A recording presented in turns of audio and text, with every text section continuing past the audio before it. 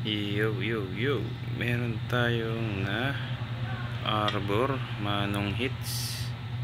Ayun, hindi ko alam kung manong hits tawag dito hindi naman siya matanda kuya hits na lang, kaya tropa hits. Yan, super solid.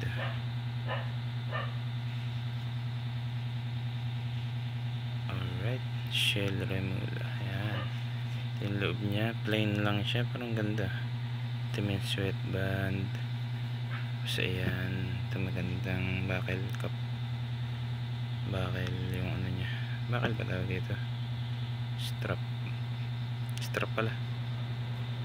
Tapos yan, ito yung mga ano natin, iba't iba nating shell. Yan, nakita ko na sa inyo to dati. Yan, diba? Yung iba't iba natin shell. Nangolekta ako ng mga shell kasi nagtatrabaho sa gasolinahan dito sa probinsya. Ayan, inarbor ko lang to sa nagde-deliver ng mga pang change oil na ano, mga asyete. Tapos binigyan niya ako ng keychain. Yan, shell advance. Ayan, sobrang ganda, diba? Pwede na siya dito. Pero ito yung pinakamaganda natin. Wala pa akong sombrero nun talagang sa Shell nagtatrabaho, mga empleyado dun, yung bull cap nila talaga.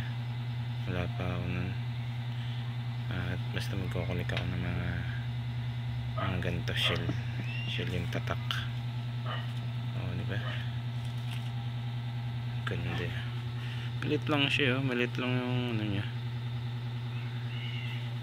maliit lang.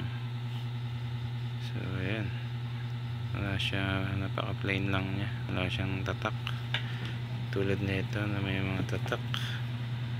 Ayan, ito wala rin tatak, ganito lang. Ito talaga ang daming tatak na ito. Ayan, case isa lang pala tatak, isa lang pala ang ano, etiketa na ito. Tatak tuloy, etiketa, wala siyang etiketa dito. Ayan, remula shell.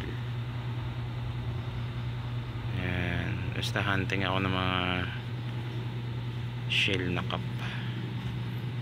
Ayan, bentahan nyo ako, basta mura lang bibili natin.